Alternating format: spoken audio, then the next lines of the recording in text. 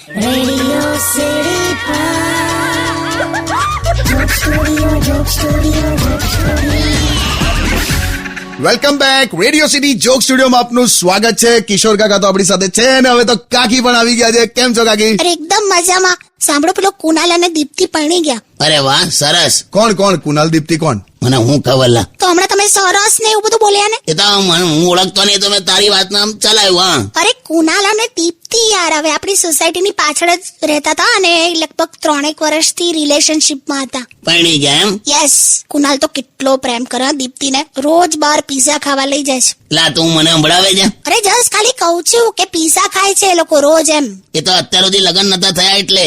લગ્ન પછી આ દીપ્તિ કોક ભંડારામાં જઈને દૂધીનો હલવો રૂમાલમાં લપેટીને લાવશે, જોજે. જો ચાલુ થયું તમારું. એવું જોઈ લે. હવે આ શરૂઆતની જે અવસ્થા હોય ને એમાં આ બધું સહજ છે. એ અવસ્થામાં તો છોકરાઓ કેવું બોલી જાય. મને હારો એક મીણબત્તી હળગાવવા માટે જે 4-5 માચીસની તીલી વાપરી કાઢે એ પાછી એમ કેતો હે તારા માટે કે દુનિયાને આગ લગાડી દઉં. અલા જપને.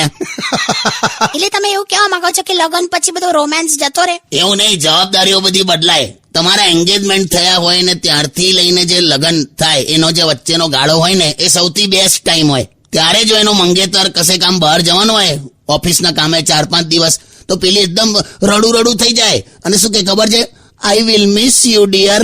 એવું જ હોય. લગન પછી જો પેલો 6 દિવસ બહાર જવાનો હોય તો શું કે ખબર, ઘર ખર્ચના પૈસા આપતા જજો કે. જો મેં તમને કોઈ દિવસ ઘર ખર્ચના પૈસા નથી માંગ્યા. મેં ઓલવેઝ તમને એવું જ કીધું છે કે આઈ વિલ મિસ યુ. હા, એ કરું, એ તારું કેવું પડે. કેમ કે મને ખબર છે કે પૈસા તમે આપવાના નથી. જો બાજી હોશિયારી મારી. સોંગ વગાડ. only on